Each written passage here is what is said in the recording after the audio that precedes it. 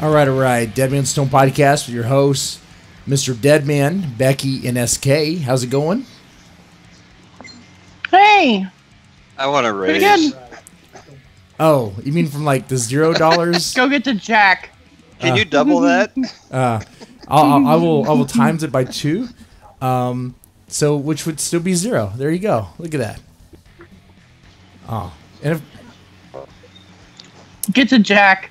you get the Jack. We'll give him a raise. Okay, we'll do that. I can do that at least. I'll give him a shot.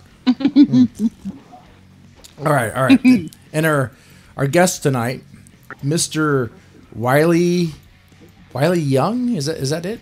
Is that right? Yep, that is correct. Oh man, I got a name, guys. Again, Wile E. I'm scared. yeah.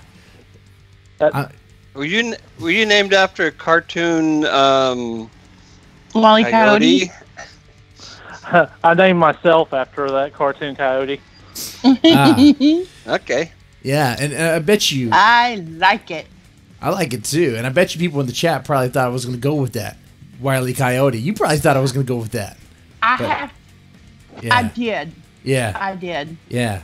But you know what? I flipped the script on that one. I was like, people expect me to mess up names. I'm going to be like, you know what? I'm going to get it right for once. I'm going to try. I'm always upset when you do. Right. Oh man, do I have any ads? Do we have any ads? Anything to announce? No, but yeah, we do actually. I have something Hold to on, announce. I gotta find it. Well, hold on. Go ahead while I'm looking for this. Okay, first off, something's on my mind right now. It's about entitled blowhards. You know what I'm talking about? Oh yeah. Okay. I think I commented on that thread. Yeah. So, and I want to clarify. I'm not talking about authors that deserve pro rates. I'm talking about people, authors who are pretty much, who are you? Like, who are you? I don't know who you are. I've never seen any of your work before, and I can't find it. And you come to me saying, "Oh, I would submit a story, but you don't offer pro rates." And my response is, I'm thinking, But that wasn't all he said to you either, though. Oh no, it's not. It's not. But my reaction to that as a publisher is first, what makes you think you'd be selected? Like, I haven't even read your story. He said he didn't trust the venue. Yeah, you didn't trust the venue. What? Okay. What the hell? Okay, so what makes me think I think I trust missed something. Oh. No, this is not a Twitter. Yeah. A Twitter thing. Yeah. Mr. Deadman called for stories for the Monsters vs. Nazi anthology. That was a while ago. Mm-hmm. And this author, back in January, and this author just commented on it. And he said, got a great story for this theme, if only you paid and I trusted the venue. Ah, well. Yeah. What the hell? And I'm like, Trusted to do what, though? Huh? Publish. Everybody knows it's a great story if I say so. Yeah, right? Right. Exactly. So I was curious about this guy. I was like, okay, whatever. I was like, of course, I had to jive back. I threw something back at him. We went back and forth a little bit in this too. I got to get AT&T out here. I mean, I got to see what's going on at this point. This is too bad. It's gone too long like this. Because at least your dog didn't eat your internet. Oh shit! Is that Oh what my happened to God! you? Oh man, no! It's happened to me twice. Oh damn! No way. Someone's dog might eat the internet. What kind of dog do you have? He's a Great Pyrenees, and he ate the internet twice in 1 week. Oh, What, dug up the cables? No, he pulled it out of the wall outside. Oh my impressive. gosh! That's actually impressive. Man. Yeah, Wow. the AT&T guy was like, he came over, he's like, do y'all have dogs? And I was like, why? He was like, well, I was just going to say, if you have dogs, I couldn't fix it free, but if you have big badgers or a big squirrel, yeah, sure. I was like, yes, huge rampaging badgers. Wolverines, actually. Yeah. We're squirrels and they do not like Cable. All these holes in my yard were also dug by the squirrel. Worry not. Yeah. Ground squirrels, obviously. Uh-huh. Right. They planted. They were trying to find the coconuts they buried last year.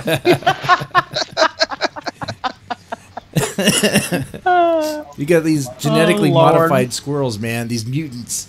It's in the water, man. Oh shit. That's too funny. Yeah. So, man, pretty much it's funny in hindsight. Yeah. Well, yeah, but at least you have an explanation. Me, I really don't know what's going on other than it's fucking up lately. That's it. I mean, I know there's some construction in this neighborhood, but what the hell, man? What the hell? Yeah. You can always. It's AT&T. They don't like you. You can always blame any outages on local construction if it's happening. I mean, I guess. I mean, right? I mean, I don't. Even... Have you ever worked construction? Mm-hmm. Those fuckers. Nah, there's nothing down there. Ooh, it is. Whoops! Was we that a just busted a water line. Water line. Oh shit. Yeah. Mm-hmm. That happens a lot. Yeah. Well, that's pretty much it. I mean, I had to run in with the guy. Nothing major. It was just like, dude. I commented on that thread too. Yeah, I saw that he did, and you know, my comment was like, you know, if you think your name is that big, if you think you would actually sell stories, why don't you just submit? Because the royalty rates would be pretty good. I mean, if you think you're going to sell, but if you don't think you're going to sell, and his comeback was what? Money isn't literacy, child. Like, he called me child. I was like, money isn't literacy. Like, what the hell are you talking about? At that point, I was like, whatever. Yeah, he said, I'm too old to play games. Money isn't literacy, child. I was like, okay. So and you said, I love this one. I laughed so hard. Money pays the bills, Grandpa. Well, you know. Yes, 300 literacies keeps my lights on for the month. Yep. Yeah. Oh my god. Too funny. And for those who are writers who probably think I'm shitting on writers, I'm not shitting on you guys. Look, I would love to pay you more, and there's other publishers that can pay you more. Sure. And I pay what I can. This is pretty much funded by my own pocket, and I offer a little bit more than I used to, so that's something. But I mean, but come on, I helped you. Do other publishers have the Deadman's Tome podcast? No. See? They do not. They do not. The greatest podcast ever, if it ever connects on YouTube. Is this still connecting? Has connect issues? Okay, there we go. All right. Becky, do you have any other announcements? You said we had something, right? Oh, yes. Hello. This is a new release from Death's Head Press. It's called Notches. It's a dark collection of dark, twisted, and some humorous stories, including an epic dark poem from the tormented mind of M. Ian Bach. Each story will give you a window into the darkness of the soul, fueled by raw, powerful emotions. They will chew you up and spit you out, leaving you quivering on the floor in a gruesome mess, begging for more. Are you brave enough to traverse the dark path laid before you, or will you become another notch on the wall? And that is available on Amazon.com. Man, Notches. That highly is a good recommend book. it. Man, you know it's a good book. It really is. When the book itself, like it made for like it could make for like hours of content for the Deadman Stone podcast. We could literally talk about the stories because they're that insane, that wild. Oh yeah. And that's what I like about this show is that oftentimes when I bring a guest on, and you'll find out here, Wile E. Young, very soon, is once we start talking about your work, man, that's pretty much it. I lay back, relax, because I'm like, man, tell me about this story. Tell me about this story, because every story is going to take us to all sorts of threads. Oh, and he will ask you all kinds of crazy questions. Yeah. Maybe picking your brain about all sorts of stuff, right? I'm down for it. Okay. You have been warned. Yep. Yeah, Ben. Well, Or that's. I think this. You is have a no good idea how many weird questions I've been asked in my life. Well, before we go into the news real fast, why don't you explain? Just introduce yourself to the audience. Who are you and what do you do? My name's Wile E. I write and occasionally wrestle a 120-pound dog that's trying to gnaw on my hand. And your internet. No. And your internet. Yep, and my internet, and my yard, and my couch, and oh, I love him. That is love. That's love because how long have you had that dog? Chew toys. I've had him for 1 year now. 1 year, and you How old still is have he? him. Wow. Is he? He's 1 year. is he He's 1 year. Okay, that's what I was going to say. Yeah. Oh, He's that's the still a problem. puppy He's a and puppy. chewing on everything. Mm-hmm. Oh man, that puppy phase. That's horrible. Yeah, when I got married last year, my groomsmen thought it was like they showed up at my house one day and said, "Here's a dog. Congratulations." Oh my God. Oh, Jesus. Oh man. I mean, those Well, are I got you sweethearts. They are really sweet dogs. I've got you beat. My brother has a Mastiff.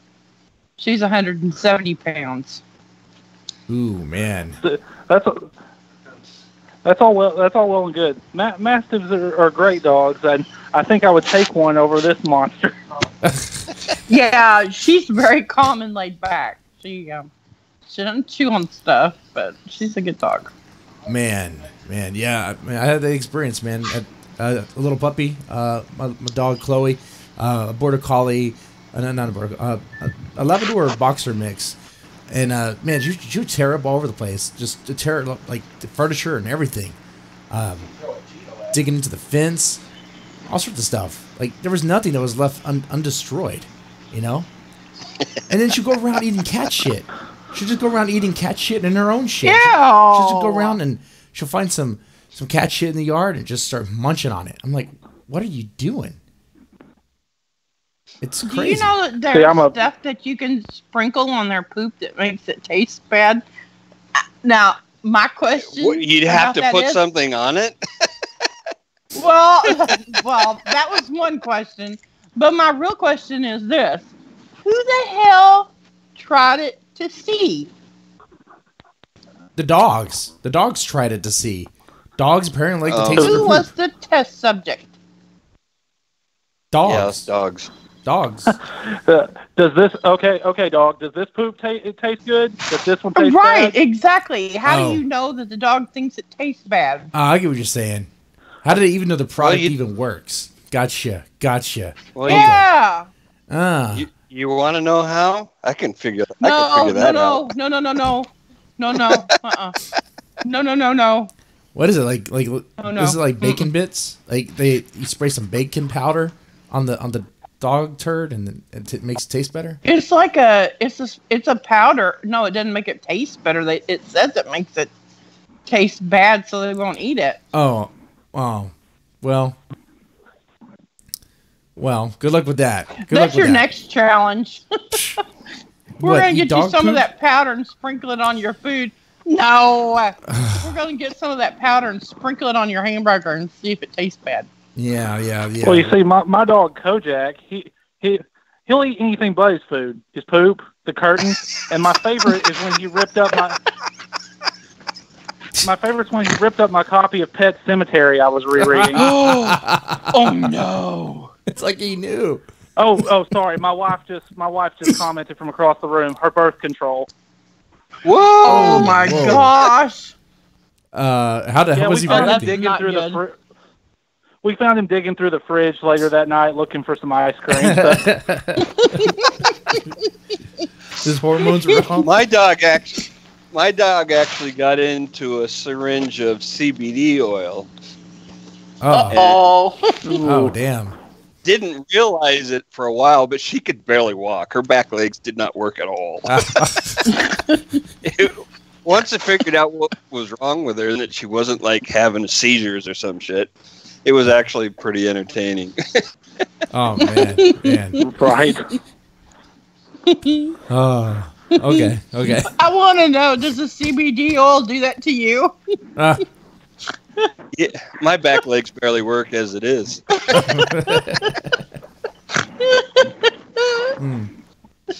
Okay. I cannot imagine SK high. Like, how would you know, right? I mean, you know what? I think I can. I can imagine high. I think I can. Oh my god. Imagine a more relaxed, laid Can you back imagine SK. me high? Oh, Becky, you would never shut up. I mean, I never do anyway. it would be so weird. I mean, you know, if you want to do that 24-hour show, have some 100% tobacco. Just get Becky high, and that'd be half of it.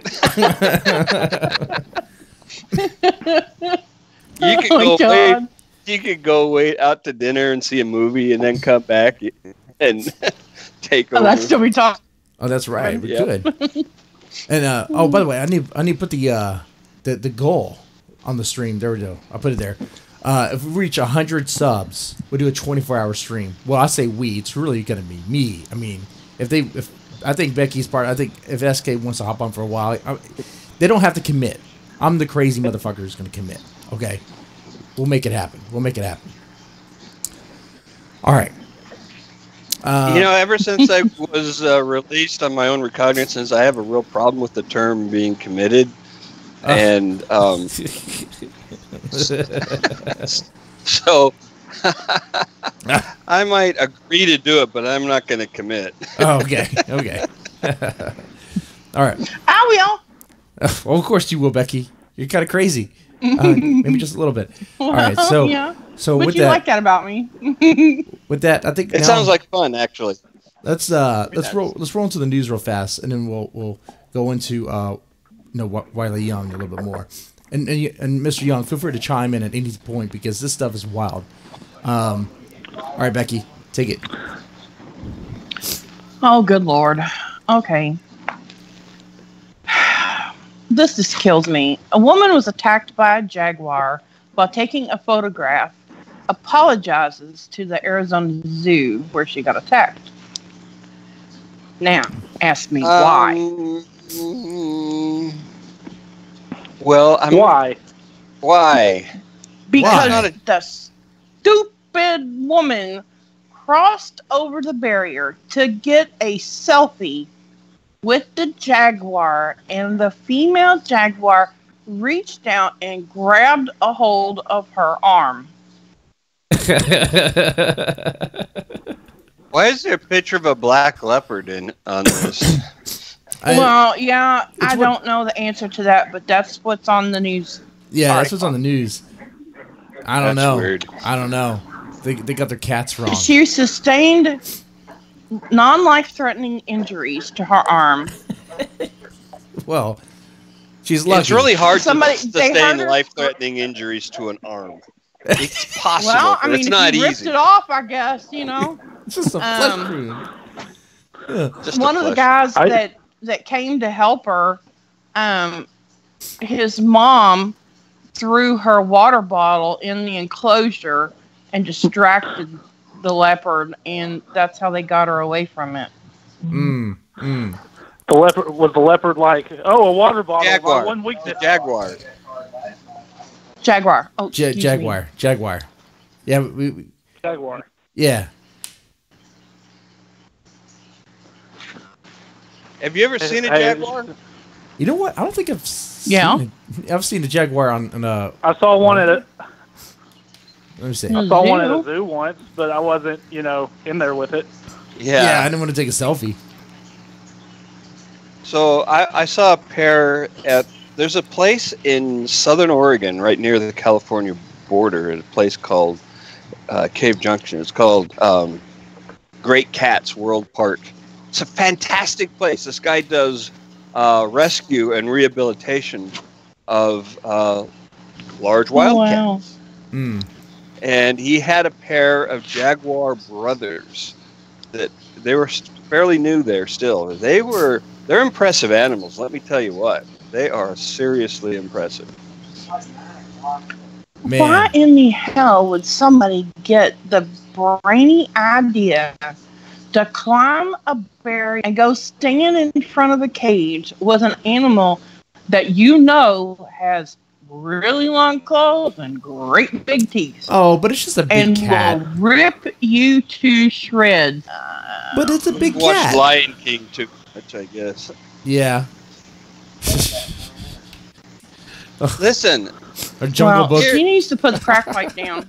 can I make a PSA to our audience yet again? Do not. Nature wants to barriers. fucking kill you. Yeah, that's right. Nature wants you dead. Mm. It is Derek a Miller wants to know how our phone is. I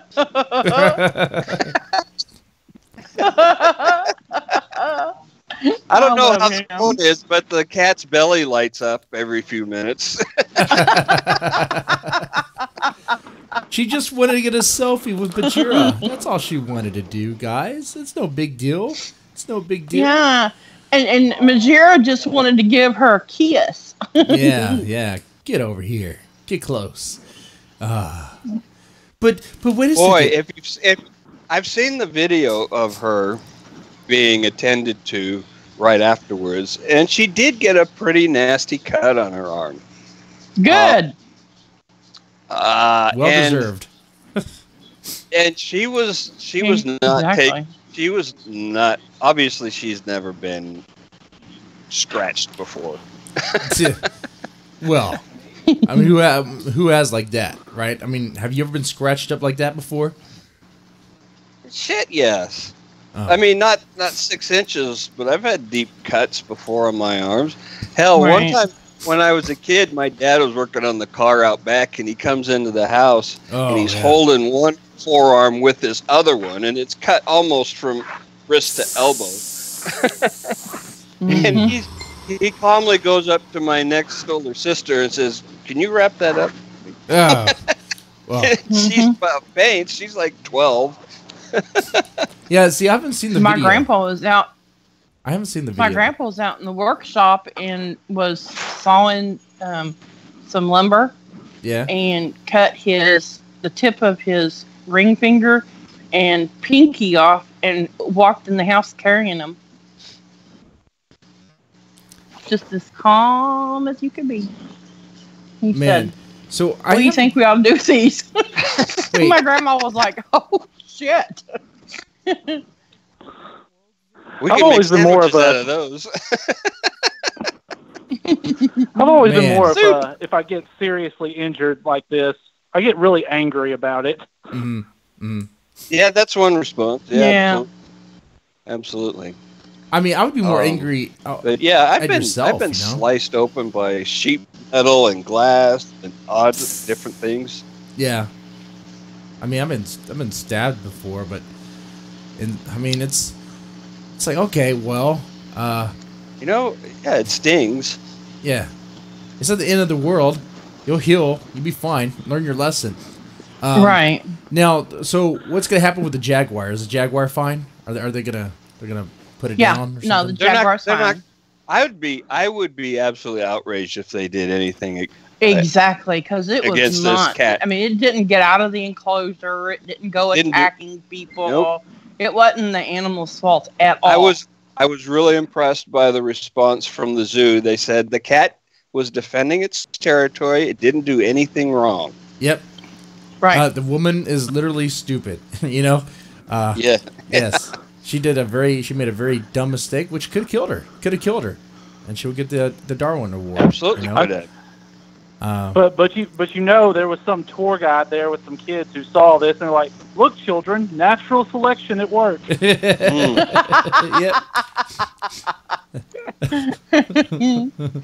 And guess what? She gets to be that woman the rest of her life. Mm-hmm. Mm. You're the Jaguar woman. Yeah. Mm-hmm. All right. I think we have one more story. Yeah. Well, what's the next one? She apologized to the zoo because of all the bad publicity they were getting over it. Well, that's Why would good. they get bad publicity? I don't know. Oh, people are outraged. Made me feel sorry for her, but they're idiots. I mean, I haven't I seen don't it. feel sorry I've for never her. heard anybody. She got being what sorry she for her. deserved. Yeah, she did. She did. I mean, Plain and simple. now, granted, had this been like a little kid, people would be like saying something else, like, "Oh my god, oh my god." I mean, we've seen that happen with what was the gorilla? The gorilla that got shot, right? I mean, why was a kid in the thing in the first place? Exactly. Man, just don't cross over the barriers and you're fine, okay? Anyway, what's the next story? Female dragonflies fake death to avoid males harassing them for sex. I'm sorry, what? In order to avoid males of the species bothering them for sex, female dragonflies fake their own deaths, falling from the sky and laying motionless on the ground until the suitor goes away. How they figured this one out? SK, how they figure this one out? They just observe dragonflies all day, like. Well, they had to hook the female dragonflies up to monitors. Yeah, they put little cameras on them. You can see them falling out of the sky. Whee! Oh man, that's some serious stuff. 200 joules. Then Clear. Boom. Oh crap! They were like, alive. he'll fly by in just a minute. Don't say anything. And then a bird who doesn't care eats them on the ground. Like, well, this didn't work out.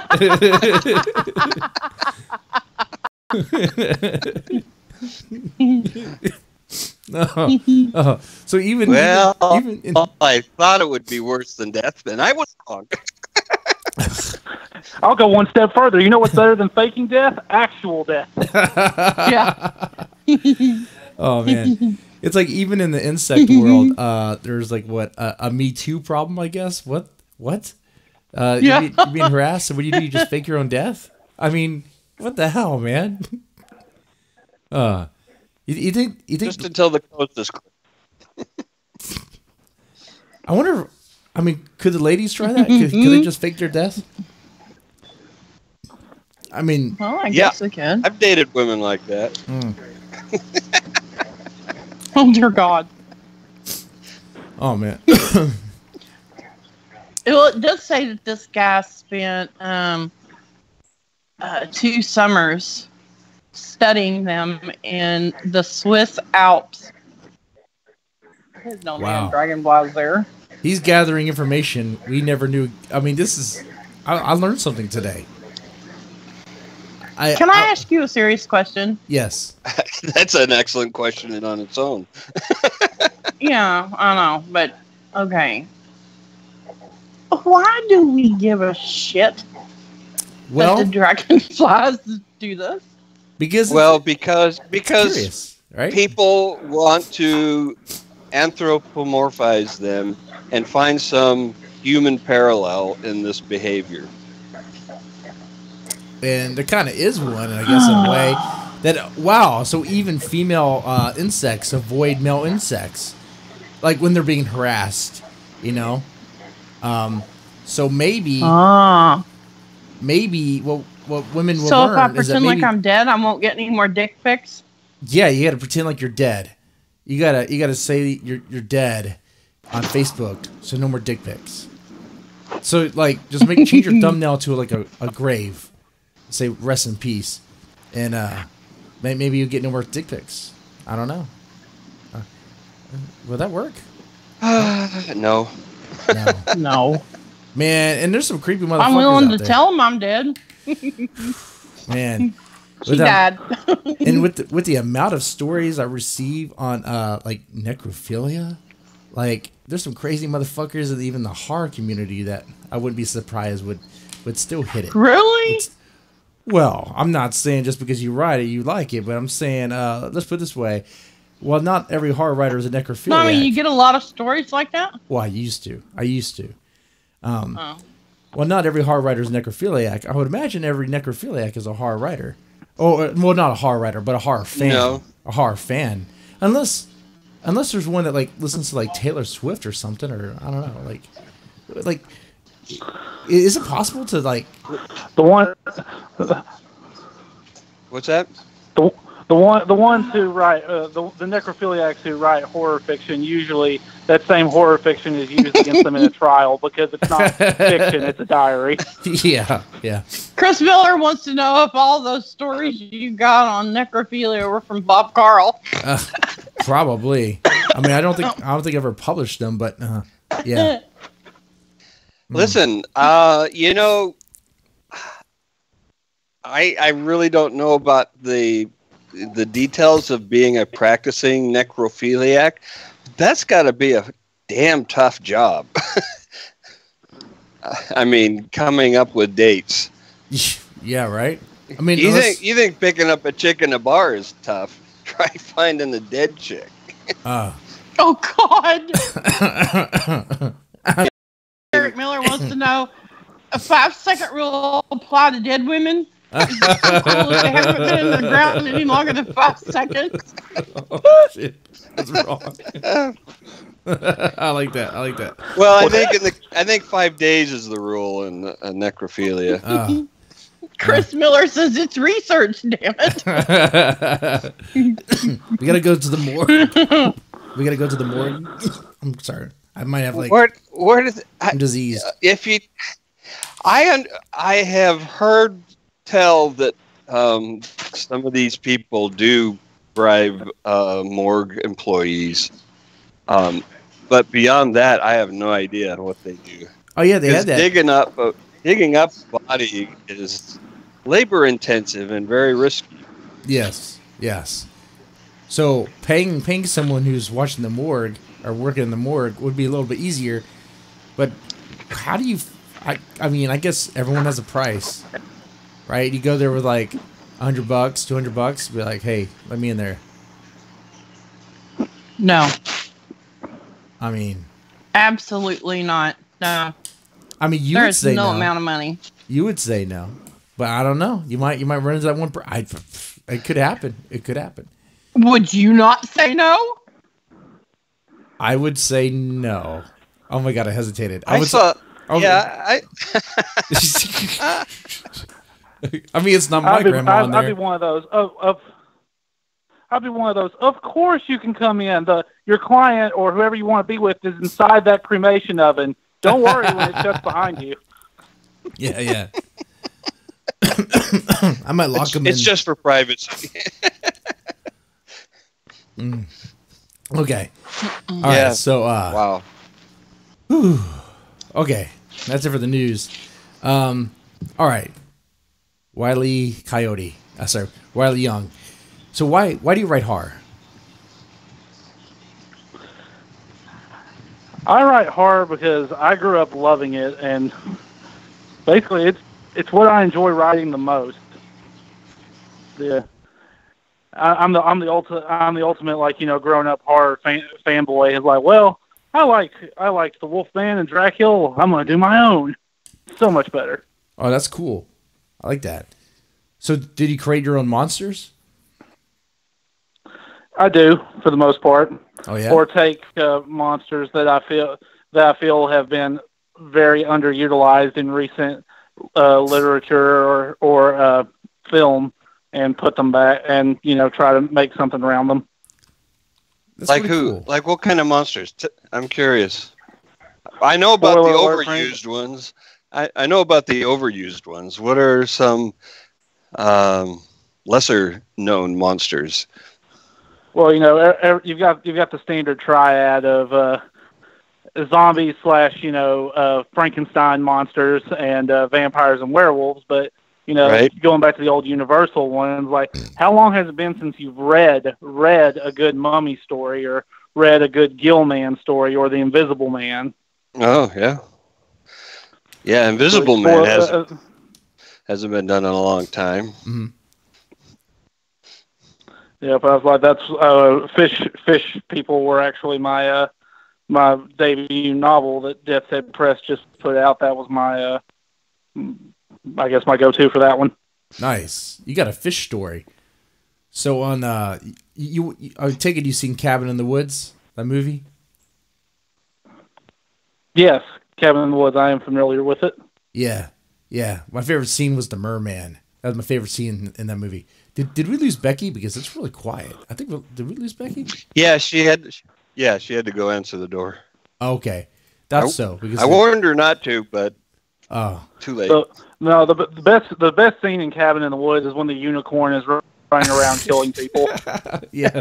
Yeah. That is true. That is true. Okay. So you wanted to create your own monsters. Okay. Now, what kind of monsters have you created? What other monsters have you created? I will say this about that debut novel is the dog in it is totally based off my own dog, and if you can hear the honking in the background, it's because he's chewing on what is that, like a hedgehog? Yeah, an inflatable hedgehog. An inflatable Sonic the Hedgehog. He's okay. Crazy. Let me spray paint it blue real quick. Okay. I mean, at least it's inflatable, right? I mean, it's not like a real hedgehog. I mean, you just like toss it and they eat them. Man. Okay. Well, let me go with I mean, when did you start? When did you start writing? That I started writing when I was in high school. Just like little stories here and there that really influenced reading at the time, and none of them were ever finished. Okay. But I still had them. You know, I still have them in a folder under all written on those notebook paper. But I'd say, like, seriously, I started writing about 3 years ago, and I've been published for about 8 years now. I used to, because writing didn't used to be my overriding passion and what I wanted to do. It was just kind of my side thing that I enjoyed doing, and then I realized I liked doing it more than everything else I was doing. Okay. And what was it that you really liked about writing? Maybe it's a sense of control over, you know, the world as we know it is very uncontrollable. We all don't know what's going to happen day to day, and here's something where, for the most part, I know what's going to happen, and I'm in charge of it, which I don't know if that says something about me. I write these horrible and dark stories. Well, I mean, that's the stereotype, right? But that, like, there's a stereotype about horror authors that they must be tormented souls, right? They have to be tortured in the inside. I would say there is that stereotype, and I'm definitely not anymore. But for the longest time, I definitely was. Okay. Yeah, but you know, I totally agree that there is that stereotype, and people worry, you know, if the wrong people read your stuff and they're like, "What is wrong with you, man?" But the truth is that, you know, writers are the last people who are going to go out and actually do this stuff. They're not the ones you have to worry about. Yeah. Right. I mean, if they were, I'd be covering them all the time on this podcast, and it'd be material forever. I would be set. But they're not. I mean, when I can think of one that you know, Blake, what was his name? Blake Libel, is that his last name? Some Canadian dude. He was a writer. He was also a comic guy, an artist. But yeah, he killed and tortured his girlfriend. Man, drained her of blood and all that stuff. That's recent. We're talking about recent stuff. But it's not like it happens every day, you know? Shit. Certainly not any significant percentage. Yeah. Of writers. For the most part, every writer I've met has been a wonderful individual, you know, sweetest people you could imagine. Well, that's good. That's good. Yeah. Yeah, and then you've got, you know, other people who are putting out death threats on you. So, oh well, I mean, those guys are losers. Okay, that's what I'm gonna say about that. I mean, they have nothing better to do. They're jealous of what you have. They're envious and all that. They're trying to get at you. You know, envy's a terrible, terrible emotion. But that guy who did that, he let me add has a price on his head on my author bio, and you can't put a price on that. Yeah. Yeah, that is true, because we covered that. Right? We covered that situation on a prior episode where there was a death threat on just about everyone. I don't want to repeat the whole thing unless you want to, but it was like some asshole online just put out a death threat. Cliff note it. Looney guy put out Looney Tune guy put out a death threat on a few authors. It didn't follow through because, you know, he's hiding behind a keyboard. Plus, he probably didn't have the cash. Yeah. He most likely did not have the cash at all. I guarantee it. But even if he did, and you know what? If you are in Texas, if you put out a contract and you don't have the money to back it up, guess who's next on the list? And the problem with that would be no. The problem with that is the problem with that is if you're you know, you're the original guy. Yeah. If you're the guy who put the contract out, then you're in trouble if you can't pay up. Which means... well, I know, but in this case, I mean, no problem. Yeah. Yeah, exactly. It might not be a loss to everybody else, but, you know, people tend to value their own lives more than not. To some degree, yeah. Yeah. Okay. Well, let's talk about your work a little bit. Okay, because I'm looking at your Amazon page, and the first one I'm looking at is what is this? Corporate Cthulhu. This caught my eye. What is corporate? Yeah, Cthulhu? Oh yeah, that was from a few years ago. Basically cosmic horror, but in a corporate setting of some sort, and I feel like I had a nice, you know, front row seat for corporate horror because my dad used to work for State Farm. Okay. Oh, wow. And okay. No, my dad, my uncle, my grandfather, my aunt, they all worked for State Farm, and they all worked in the same building. Okay. It was a family job. They were all wonderful people. Yeah, it was. And I can't tell you how many times people said, "When are you going to work for State Farm?" Never. But I got to see kind of the ins and outs of how insurance business works. So when I wrote that story, the title of that story was Like a Good Neighbor, and it was totally not set at State Farm with the serial numbers filed off. I think I called it like State Ranch or something like that. State Ranch. Okay, that's funny. I'm not real subtle when it comes to satire on people because I kind of want them to know that I'm, you know, making fun of you in a slight way. I mean, you really can't be subtle anymore. You kind of have to be obvious this day and age. I feel, you know. Yeah. Were there concerns about, you know, legal concerns about being so unsubtle? Not really, because, you know, it's not State Farm, that's State Ranch. Completely separate thing. But except you kind of borrowed their slogan, right? Well, right, I mean, which I don't actually feature at all in the story. So. Oh.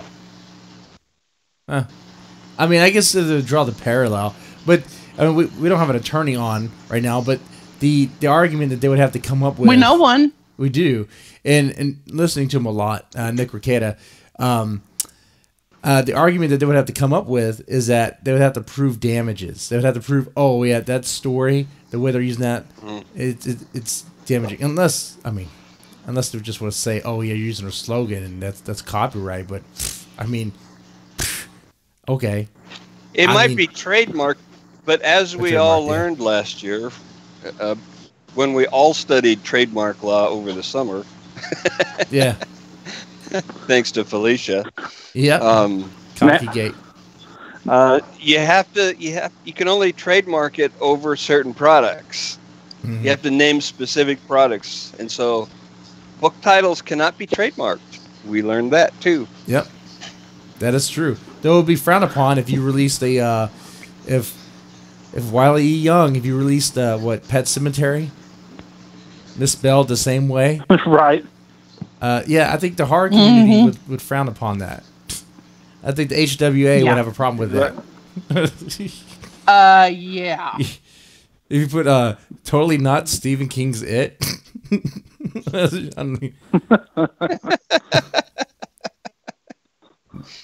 No, what was that one? It was like the skeleton that danced on top of the car with the traffic cone on his head by Stephen King. That was a meme that went around a few years ago.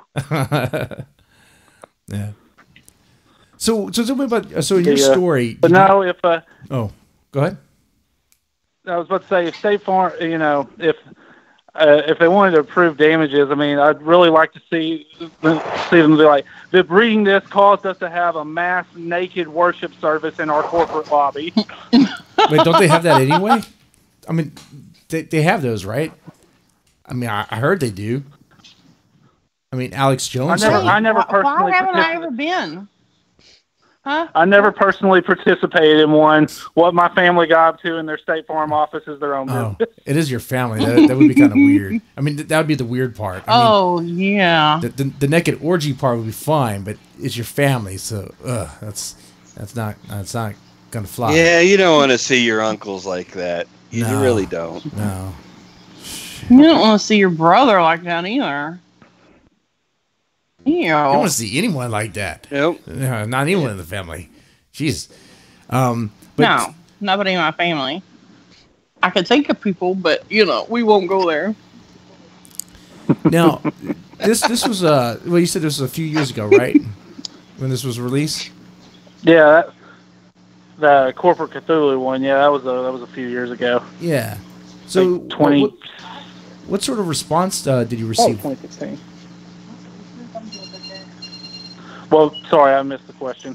Oh, what sort of response did you receive for the story?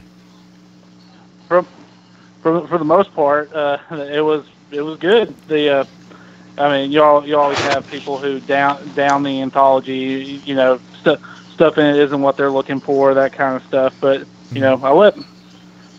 for the most part, I got back really good reviews on it. I remember reading one online that named it as one of their favorites in the anthology. I let my family read it, and they thought it was good. So you let your family read it? Brave man. Yeah, that is brave. Yeah, I think that was the last time they read something. So. Well, I mean, does your family normally read your work? Not the unpublished stuff or stuff I'm working on. I know. It's mostly my dad. My dad reads a lot of what I write, and I know for my novel that just came out, I know two of my aunts have read it. My dad read it. My mother hasn't, but my mother definitely couldn't read anything I wrote. Wow. That's brave still, because me personally, like my family, I mean, if they read some of the stuff I wrote, I'd feel weird. I've always been kind of the odd duck in my family, so I mean, it's not. Yeah. They're like, oh boy, here's Connor again with his latest. So they just expect latest story. Let's hear it. They just expect it. Yeah. Okay. All right. I know my aunt when my aunt told me, she was like, I really wish you wouldn't use some of the language that you use in your stories. And I was like, well, you see, when a monster's about to eat your face, no one's saying, well, shucks. Yeah. Darn it. Darn it, that was my leg. That was my favorite hand. Oh, my Gee God. willikers. Oh, Christ. Pretty much. It's even better because my grandfather's a pastor, and he actually read my Clickers Forever story, which has like an F-bomb in like the second paragraph. Classic. Good. That's good. Okay. What about you guys have any other questions for Corporate Cthulhu? No. All right. What about? I want to know. Oh, I want to know. I want to know. I want to know. You know. Never mind. oh, I don't care. I I want want to to know. know about. I want to know what SK wants to know. Oh Christ! I want to know what Becky wants to know. Oh, shit. Now we're going in a circle. I want to know what all of you wanted to know. I want to know about your story in Hell Followed.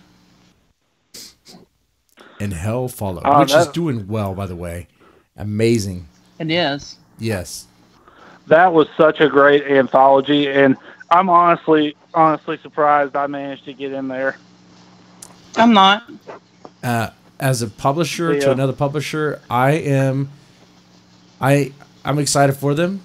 There is I'll be honest, there's a little bit of like, man, like I could have had that idea, but they did it.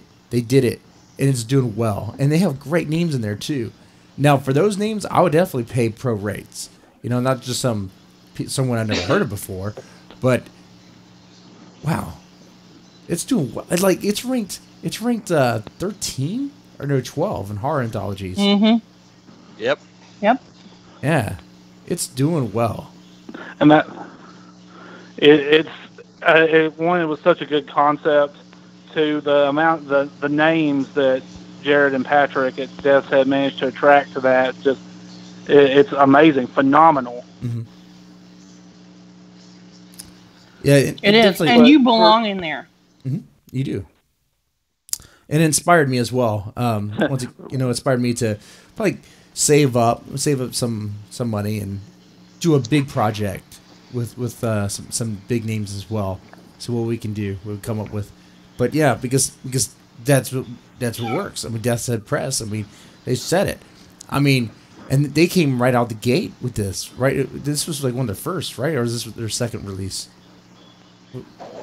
That was their first. That was their debut collection. I mean, that's what you do. Yeah, that's their debut anthology. Their very first publication, though, was Chris. That's right. Okay. Miller. Mm-hmm. It's a Hard Goodbye. And that is fantastic. I highly recommend it if you're looking for a good read. It's next on my list to read after I finish rereading Pet Sematary, which I had to reorder. You will love it. Yeah, since your dog ate it. Exactly. But you will love it. Becky, it's really good. You were asking about the story itself. Yes. See, I was raised in church, so I remember, sitting, as I said, my grandfather's a pastor, so I sat there the whole time. When I was not paying attention to the sermon, I was reading the Bible back and forth, and so one of the ones that I really liked and researched in college happened to be the Book of Revelation. But the trouble was, actually choosing something that hadn't been done before in any kind of literature or film that I could remember. Yeah. I mean, someone already made that movie about Nicolas Cage, Left Behind, so I mean, it's all downhill from there. Yeah. I mean, how are you supposed to top that, right? All right. So right, and so what was continue? Oh, what was different about yours though? So you were inspired by that, but so what was your difference? What was your spin to it? My spin to it was the event itself was, I sat there and I was like, what is the world going to look like after all this other stuff has happened? And the way these angels are described, I was like, let's take the image of an angel and what it looks like and break it down to the most base and animal kind of, the angels in the story that are featured are very animalistic and, monstrous.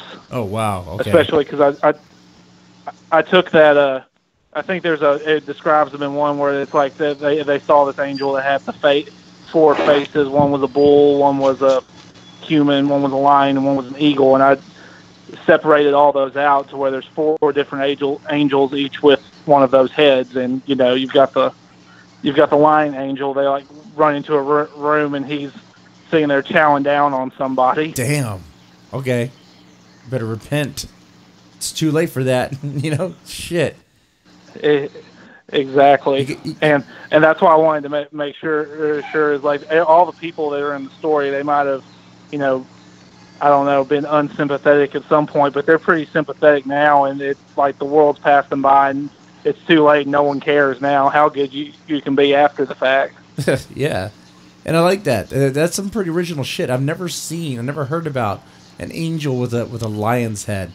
I mean, I might have seen something like that in an anime one time, or maybe in a Castlevania game or something. But that's like, I mean, that's fucking out there. That's wild, man. And now I definitely have to read the story. I got to read this.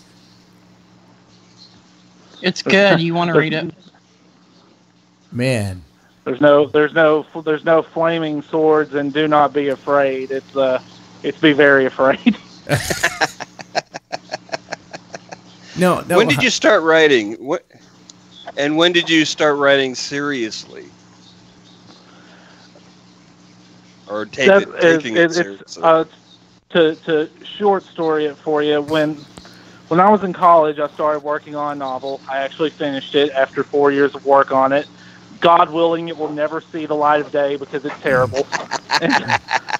Good job. And I mean that seriously. I wrote 2 short stories that actually got published. And, you know, I was like, cool, I'm going to be a published writer now. It's going to be great. All the money will flow to me. And from that point, I had 5 years of rejections on tons of different stuff. I've got a trunk full of like 20 short stories that never got published during those 5 years, but I also didn't work at it very hard either. And about 3 years ago, I went to the last World Horror Convention that was held in Provo, Utah. And that's where I met my writing mentor, and tons of other people I admired. And from that point, you know, a piece of advice stuck with me that was given to me is, do this every day and you'll succeed. And so from that point, I took it seriously and started writing every day instead of, you know, once a week, once a month.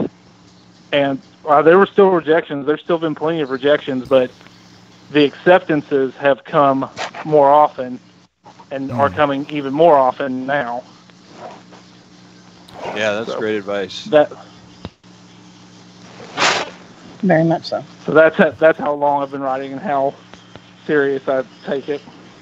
Man, it sounds like you have a pretty good mentality about it. Yeah. Ever thought about not writing? Yeah, way back in the day. At first, I wanted to be a politician. Then I decided I had morals, and so then I wanted to be a lawyer. And then I decided I also had morals. I love it. Yeah, like someone was like, "You love to argue. You'd be a great lawyer." I'm like, "No, I'd be a terrible lawyer. Like, I'd be assigned some dude I knew was guilty, and the prosecution would be, you know, sitting there making up all kinds of stuff about him, and be like, yep, keep going, it's fine." Yeah, I mean, yeah, that's a quick way out of the bar association. Yep, for sure. Yeah. Right. I mean, I do have a day job right now that, you know, in case my boss is listening, that I put my all in. Yeah. But, yeah, same here. But no, same here. I really do. I really do. At my day job, I put my all into it. They took a chance on me when I was kind of at the bottom of the barrel, and I just quit my previous job, and they took a chance on me, and you know, so they're pretty great people to work for because they let me write while I'm at work if nothing's going on. Man. Oh wow, that's nice. Yeah, see, I never had it like that. I would always, I guess, write on company time, you know. And then, of course, I told the story once before where the HR department, they stumbled upon it. No, it was the IT guy. He stumbled upon it because I made the mistake of saving on the company computer, right? And he sent it to the HR department. And because he was like, what you're writing is very concerning and all this stuff. I guess he was trying to get me fired or something. But what he didn't know was that the HR lady at the time, the boss, my boss, was a horror nut. And she liked it. She was like, this is good stuff. And I was like, all right. In the butt. Yeah. Nice. She was like, you know, if I wasn't your boss, I could go star in one of your little zombie shorts too. We used to talk about that. He used to do like little zombie short videos on YouTube. So I was like, man. Mm-hmm. And she probably had a freaky side to her, No, you know? Yeah. Anyway, my current boss, he had read everything I actually had in circulation at that point before he hired me, just to be sure. That's man. funny. Yeah, you got a comb, huh? I'd be worried if they do that now for me. Like, what? I'm good now. Shit, I want to fuck things up. But how do you learned your lesson? Yeah. So how do you balance that, working full time and writing as much that you do? It really is a balancing act. I always try to devote time during the day, and my day usually starts around 6 in the morning. I'll get up. I go to the gym now. When I get done, I come back to the house and sit and watch something for like 30 minutes, and then I'm writing until I go to work. And then while I'm at work, and if nothing's going on, I write some more. My writing day usually stops at around 6 at night, and then I usually read a book. But if for example, like I have a project I'm collaborating with another author on, I'll usually take that time where I read a book during that 6 o'clock hour and do the edits on it. So it's a lot of work for a lot of reward. Okay. You know what? I'm also looking at this. You're in another anthology that was edited by Brian Keene. Clickers Forever? Crab People? Is what I'm looking at? Mm-hmm. That was based on the works of Jesus Gonzalez, who was a massive influence on me. Oh man. So that was like a dream come true to write for that anthology. Did you have a story about crab people? Because I'm interested about crab people right now. Sorry. You're doing what with crab people? Oh, I'm sorry. I was cutting it out. Man, it's intergalactic demons, man. The intergalactic demons, I'm telling you. No, it's not. You know who it is. All right. It's the Italian Boomhauer. He's hacking my computer. He's hacking my computer with his, in a van. You didn't pray. I didn't pray. Probably Cthulhu. I keep telling you. I didn't pray to Cthulhu. Oh, we had Church of Cthulhu on this podcast before. Did you know that there's a religion? Yeah. Yeah. I mean, that's something amazing. You could join a religion. Officially There's a real Church of Cthulhu? There's a real church. Legally formed and all that stuff. Yep. He's been on. Yep. Smart guy too. So believe it or not, this show. Well, I guess all my Cthulhu shirts all have better meaning now. Yeah. Serve a higher purpose. Is that called Cthulhuism? Cthulhuism. I like it. I don't know. But that's something we didn't ask him. No, we didn't. Oh, but I was asking. Well, it is now. I like it. We'll go with it. Well, I was going to ask about the crab. I'm not even trying to say that word again. You could try. You can try one more time. Want to try? No. Oh, okay. No. So what was your story about in Clickers Forever? What? Sorry, I think you cut out. Man, I'm cutting it. Okay, what was your story about? In Clickers Forever, what was your story about? Okay. I like how he laughs before he tells you the answer. Yeah, well, because it was kind of a controversial title at the time, but it just flowed so off the tongue. It was a Ku Klux Clickers. Okay. And like I do whenever I talk about this story, I make sure to reiterate to everybody, the Ku Klux Klan in this story are not the good guys. They are the bad guys, and they die horribly. Well, okay, Yay! I imagine so. I mean, just because you write about Ku Klux Klan or whatever, Nazis or whatever, it's, okay. All right, so The tell me a little bit about that story. That sounds wild. Sounds crazy. Yeah. So, my two biggest influences that I had on my writing were definitely Jesus Gonzalez, who the whole anthology is a tribute for, and Brian Keene.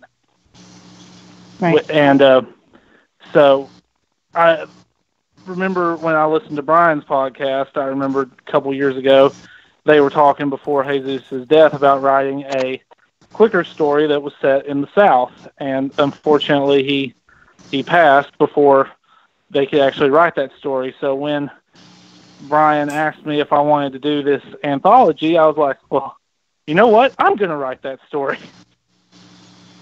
Oh, I like that idea. there you go. Mm-hmm. I included a line in the story that was a direct reference to something that Jesus Gonzalez had told Brian once. And so it that way, they would know. I was like, this is the this is the unofficial fan. I guess it was in the anthology. So this is the official fan story of what he was unfortunately never able to do. Mm-hmm. And I think that's awesome. Yeah, and that anthology has some pretty good names in there. Some people also C. Derek Miller just said the sequel to his story will be titled "The Hooded Hermits." I like it. He and Chris Miller cannot play together anymore. They're so bad. I'm sorry. That story actually has a slight, I'd say a little bit more than slight, definite connections to my debut novel. Just little things that you can read both without spoiling either story, but there's definite connections in them. Okay, that's cool. Now, I have to say the artwork for this book is amazing. That looks fantastic. Awesome stuff. For Clickers Forever. Yeah, that artwork is so cool looking. Man, that looks like a Magic the Gathering card right there. That looks so cool. Pinchers and Pelosi. That's good. That's good. Killing me. Oh man. One thing that's on my mind, I don't know about you, Young, is that with the whole Michael Jackson stuff, resurfacing, the whole what was that documentary called? Neverland. Leaving. No, Finding Neverland is a completely different movie. Yeah, Leaving Neverland, that's it. Yeah. Finding Neverland is about the Peter Pan book. Yeah. Okay. Also, could be maybe related. I don't know, but so leaving what Neverland Ranch, is that what it's called? I honestly haven't watched it because because during the 90s it was like, Michael Jackson was like, well, he could be, oh, maybe he is, maybe he's not. Is he prepping kids? And then I was like, man, if I knew, then would I be able to enjoy his music? So how about I don't know? How about that? Because I still like his music, right? So I guess what I'm talking about here is separating the art from the artist. Right. And how do you feel about that?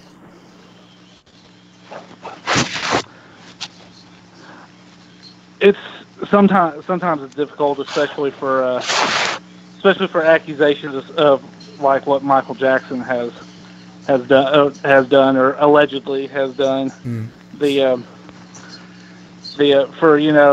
Especially since that's a much more recent event. Like we all know the stuff about H.P. Lovecraft and his blatant racism. Yeah.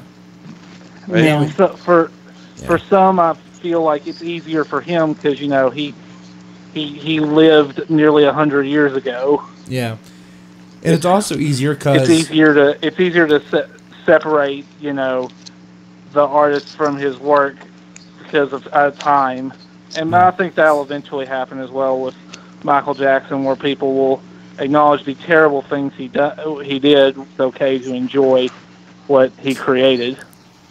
Yeah. It's really, I find it, I don't know quite how to deal with this, frankly, because you have shitheads like Woody Allen and Roman Polanski who got a total pass on their behaviors, and in fact were openly supported by, other artists and actors and stuff. And it's not like this is news, for God's sakes. They're people publicly knew about the rumors, and who knows how much was known behind the scenes, right? Yeah. Right. So why is this, obviously the uproar is because of the documentary. Yeah. But this is not new information here. Mm-hmm. And frankly, if I'm going to be angry at anybody, it's going to be the parents who allowed this shit to happen. Okay, would you like to know my opinion on this after SK gets done? Yeah, and who took money to shut up. Yeah, that's the other thing. Yeah. Like, they took the money. The hush money. Yeah.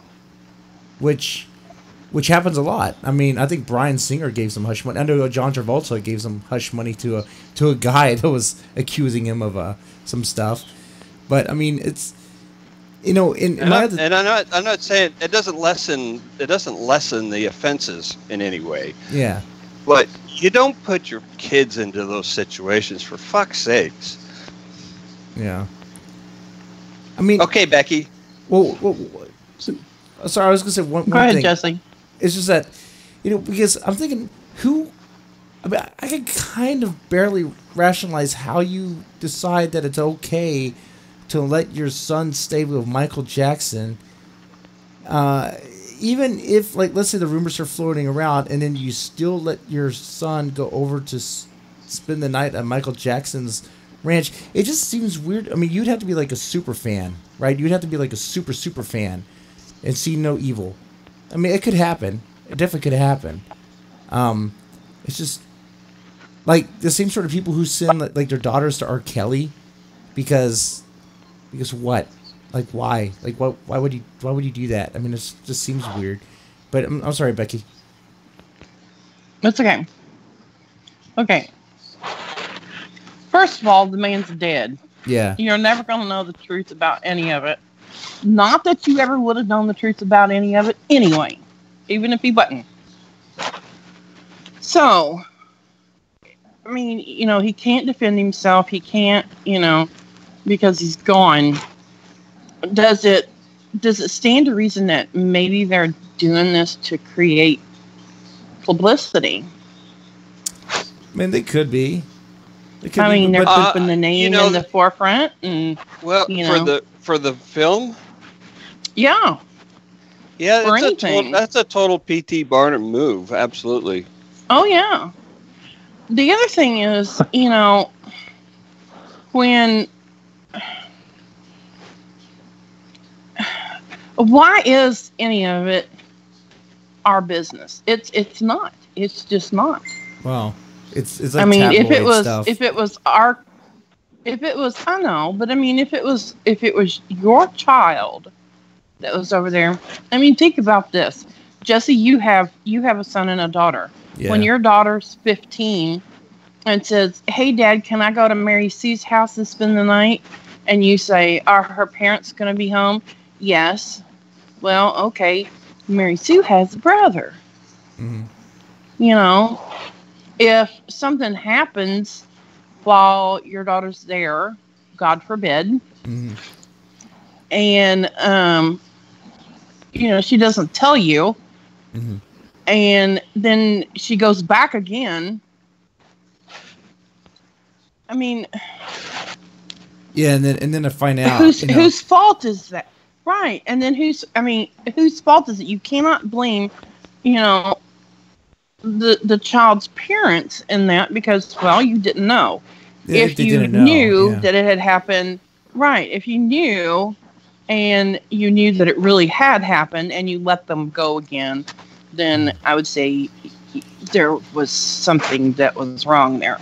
But, and I'm talking out of turn because I don't have children, but I'm just saying if I did. Yeah, but I get where you're coming from. I'm not sure about what, like the part with the parents also is that, they did take the hush money. They did settle.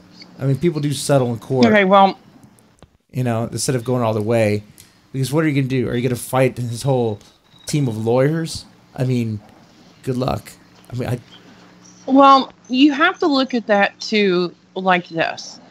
Okay, your lawyer comes in. I mean, it's just like with any case of any kind.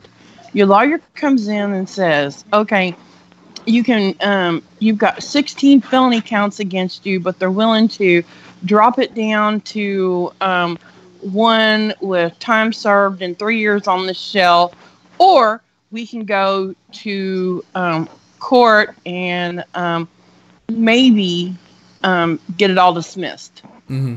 What are you gonna do?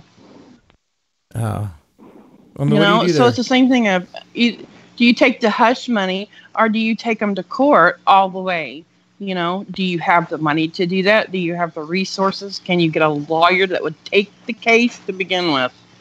Well, isn't it a criminal? I'm sorry, I didn't mean to say criminal affair. Isn't it a criminal case? But I mean, then you don't have to. It doesn't cost you anything. I mean, it's being prosecuted.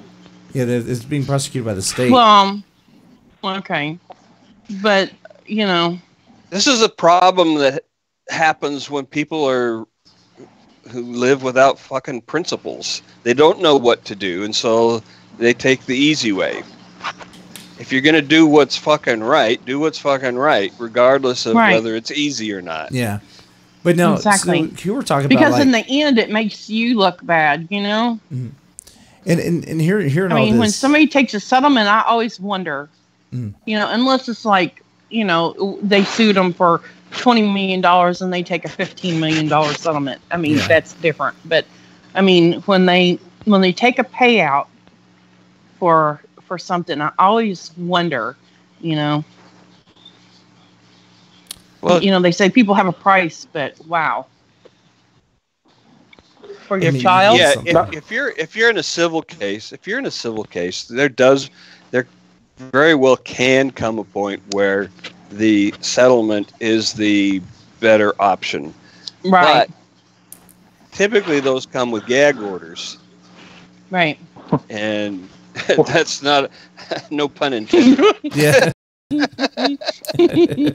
What kind of settlement is that? Listen, you better settle or Michael Jackson's coming with his Thriller zombie army. Then you're in trouble. I mean, I was going to say, what happens if you don't have a gag reflex? But, well, sorry. Well, but see, here's the thing. Listening to all this, while it's very interesting, it's also like, okay, but I'm still a Michael Jackson fan, right? So I'm still going to listen to Michael Jackson music, right? Even like same reason why I enjoy Lovecraft. I know Lovecraft was racist. Of course, it's an easy argument because he's dead. It's not like my money's supporting him anymore, But let's say like same with Jackson. Yeah, right. But then you have, just name a rock star, and they have access to drugs, underage girls. Singer is a very recent example. He got his name pulled off of a movie that he made. Yeah. Right. Because of accusations. Mm-hmm. And frankly, I don't think that's right. He made that movie, except for, some small percentage of it at the very end when he got yanked. And they just took his entire work and won't give him credit for it. And I'll even agree with you. I think it was Mike Anbach. I'm sorry? I think it was Mike Anbach that said anymore in our country, it is, in the law, it is guilty until proven innocent. Yeah. Well, it's not the law that's at work. Well, it's I know. Fucking Twitter. Yeah. That's what happens there with that. It's the lynch mob. Yeah. But with people, I mean, in people's mind, it is guilty until proven innocent. But even if he's, I would go as far as even if he's guilty, because there's been people who, they've been tried and they're guilty. We know a few. They've been found guilty of murder, and they're writers. They're putting out work. One's helping out with a publishing company. Am I not to buy his books because it'll be supporting a murderer? No, if I buy his books, it's because I like his work. I like his art. I like his writing. I do agree with the laws that don't allow a murderer to make money off of his own crimes, though. Yeah, that right. That would be a problem. That would be a problem. I like that you mentioned Bryan Singer because I can't stand what he did.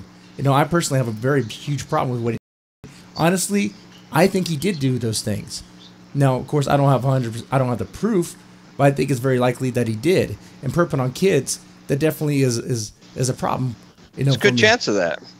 And but with that said, so I guess the question becomes: is Bohemian Rhapsody less of a movie because of his crimes? No. Or even the X-Men movies. I mean, Bryan Singer was all over that. Am I not to like the X-Men movies anymore? I mean, I still like them. They're good. So it's like, what do you do with that? What do you do with that? Well,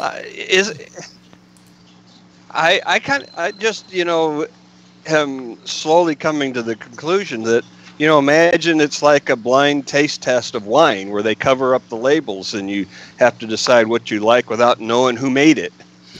That's an interesting point. That's an interesting point. That's it right there, SK.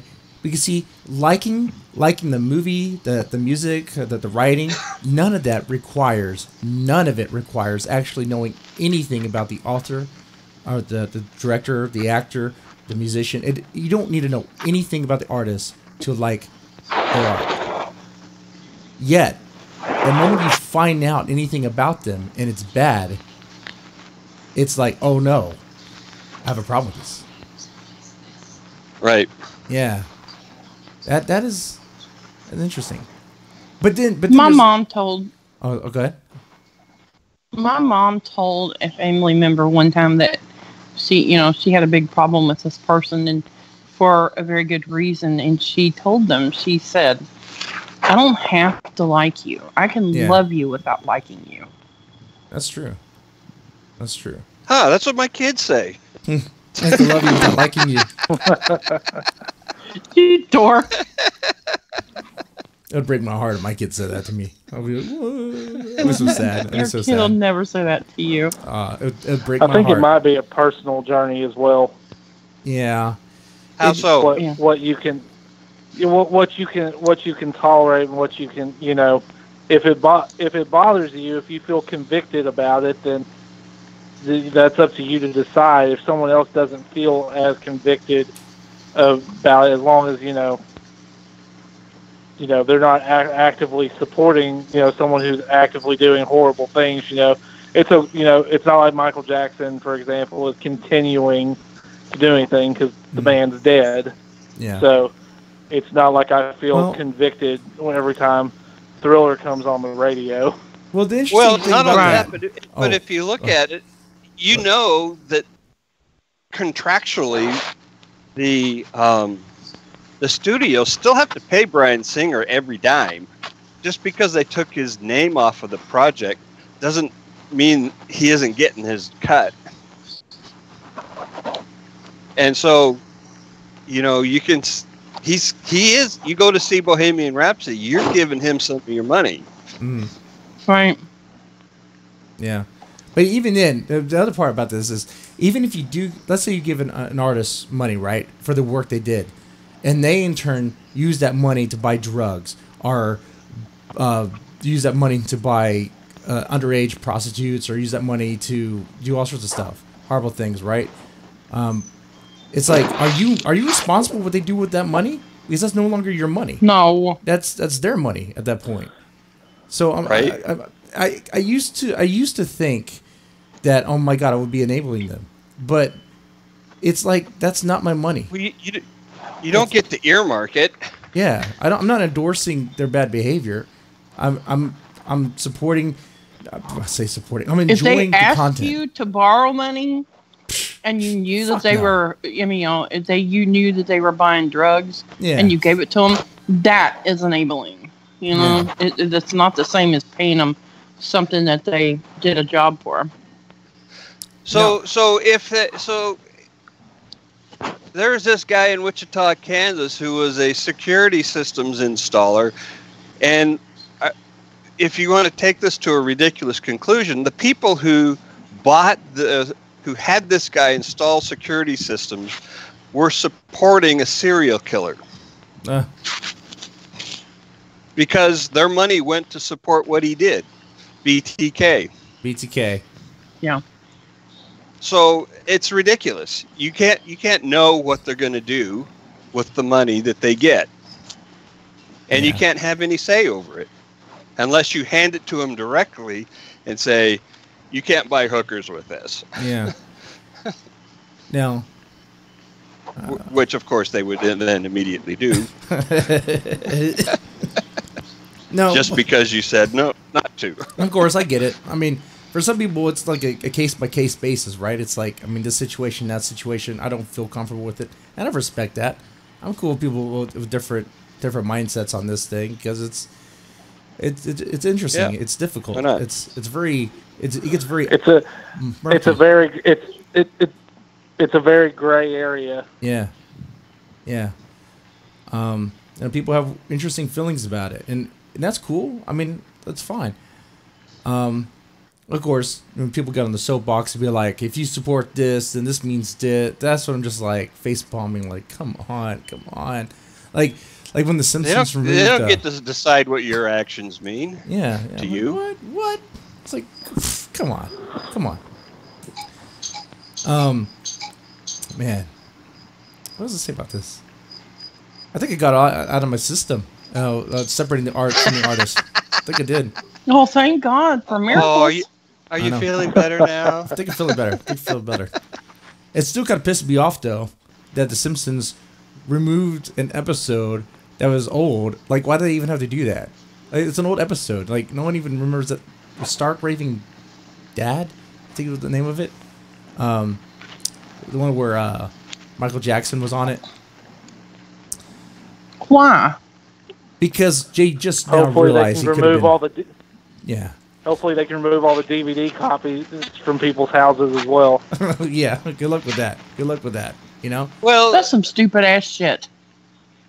I gotta say, there's a certain segment of the population that is, actively trying to ban all kinds of shit that they don't like. And they just love going around banning shit they don't like. And they want to get everybody up in arms about banning shit. And they can suck it. Literally, they are literally reenacting Nazi Germany. Yeah, book burnings, all that stuff.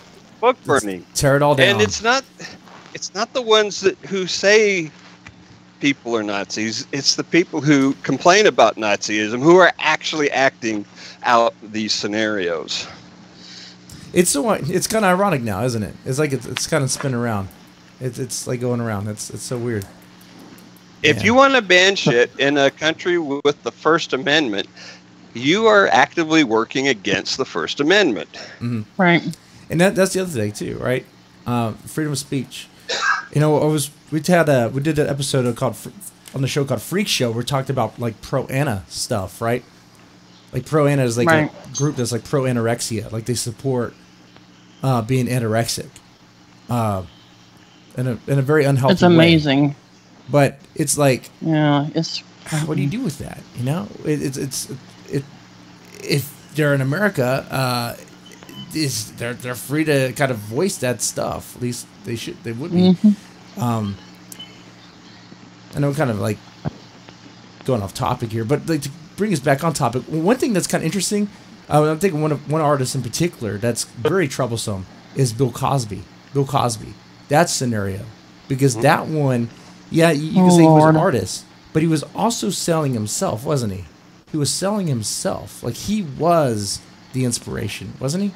I swear to God, I know almost nothing about that case. I just know about the number of people. I mean, I know he was found guilty. Was he? I know he's in jail. So he did 10 something. years. But it's like, But before all that, he was like America's dad. He got caught with his dick in a ringer. Yeah, man, he got caught big time. But for a black man in America, oh man, Bill Cosby was an inspiration. Don't kid yourself. Like, he was an inspiration. So, but at the same time, like, he was the one who represented like virtue, right? He was the one that the other comedians would have a problem with. Eddie Murphy had a problem with him because Eddie Murphy's act wasn't clean. Yeah. Right? Was it raw? Yeah, and Cosby, you know, he had things to say about that. Yeah. You're cussing too much. You're cussing too much. I can't do a good Bill Cosby impersonation, but you know, you're using the profanity too much. You're hurting the kids with Eddie that. Murphy told Eddie Murphy he couldn't say fuck. Yeah. Eddie Murphy has a good bit about that. Man. And it which is so fucked up because it turns out the whole time Bill Cosby was perping on shit. It's like, what the fuck? Okay. Man, you could say all the right things, but yet be a monster in the core. You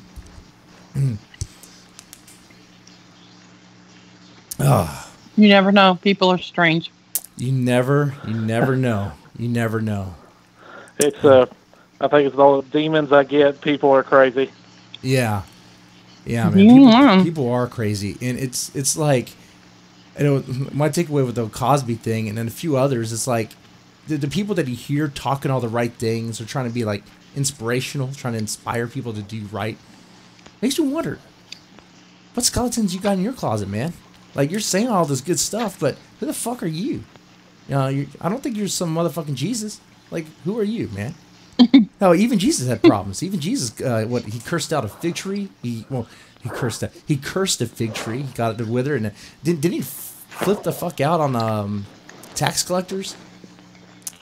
Yeah, it was in the temple. Yeah, he kind of went to the temple and showed his ass. Yeah, so even Jesus loses shit once in a while. I always tell people when they say, "What would Jesus do?" Beating tax collectors with whips is an option. So when the IRS can we keep him? I like him. I like him too. When the IRS comes, yes, you can, but you have to release one other one, Becky. It's not like you've reached your quota. It's not like Pokemon. We can't just catch them all. Nobody said I had to get rid of one. We could storm in the basement. We could storm in the basement. Yay! With the midgets? Oh, you can't touch him. Guess where you're going. He can't touch him. Guess where you're going, SK. Even if they give you consent, you have to get consent from me. That's how it works. Okay. It's a whole. Yeah. Oh, sorry, manager. Big Daddy J. You know, man, I realized what time it was. But okay. Wile E. Young. What are you working on now? You got something in the chamber now that you're working on? Something about to come out? Oh, I do have one thing I'm working on. I've been working on this for since about January, and it's kind of my super secret project, but I wanted to do something different than what I previously did. So I was looking around, and I really like that show Black Mirror, and I wanted to do something Black Mirror-esque. Oh. And so I was looking at technology that exists in the modern day, and I stumbled upon 3D printing human organs. Right? No. And I was like, what about that concept? But let's go further with the potential applications of it. What if you could 3D print a person, a completely living person? Wow. And so, how would that? I like this. How would that work? From there, from there in my story, I guess one so far is like these people, they wanted a miracle cure for their kid, and their kid had some behavioral disabilities, and all of a sudden the hospital gives them back this child that's completely eloquent and completely normal, and is it the same? Is it the same thing that you sent in? Is that still your child? If it's, if they printed it out and handed it back to you? Man. Wow. That's kind of like weird science, right? A little bit. Yeah. A little bit. It's kind of a weird story. I like this. It's an interesting concept. If you could transfer memories and personality and all of that, it would be tough to know the difference. If you made an exact clone and cloned the mind as well, how would you know the difference? Yeah, how would you? Man, that is a good question. Great topic. It really plays with the concept too. I don't know if y'all have heard of this. It's called the philosophical zombie. Is something that can act and look completely human, but all of that, it's just an act. Yeah, a completely perfect act. It's in Hollywood. It's in Hollywood. It's just actors, right? I mean, that's all it is. Like they're empty in the inside, but they just go through the motions. Is that right? I mean, right? Yeah. I tell you what. When was that book coming out? When is it coming out? I'm only about halfway done with it right now. Man. As soon as I'm done with it, that's when I'm starting to shop. Okay. When it's out, definitely come back on. Besides that, I have a absolutely. Because I've got to plug this too. My collaboration with Stephen Kozanowski is we've finished that. It's in the editing stages, which I'm working on tonight. Oh, cool. So, yeah, and that's I'm hoping that will come out before August. Yeah. All right, that'd be cool. I'll be excited to look at that. All right, man. Heck yeah. All right. Well, thank you so much for joining us and being on the Deadman Stone podcast and talk with us and sharing about your stories and all that. I hope you enjoyed it. Ladies, gentlemen, I hope you enjoyed listening. Oh, it's okay. It's okay. Sorry, you're going to say something. I'm sorry.